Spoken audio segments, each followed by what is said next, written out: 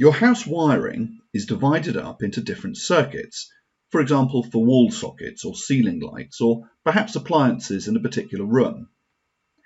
Each circuit goes through a fuse board or distribution board, which is normally out of the way under the stairs or in its own cupboard somewhere. This diagram is really simplified. We've hidden all the detail of how everything is actually connected in parallel, not in series, as it appears to show.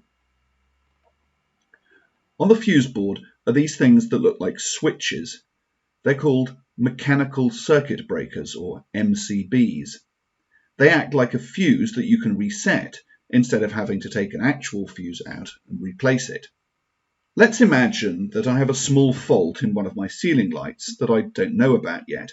Maybe a tiny wire has come loose and created a low resistance path between live and neutral.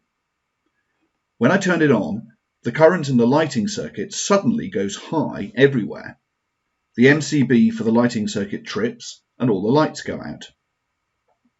Often what happens is the bulb burns out, so it doesn't cause any more problems, it's just off. You can go to the fuse board, see which MCB has tripped, and flick it back up.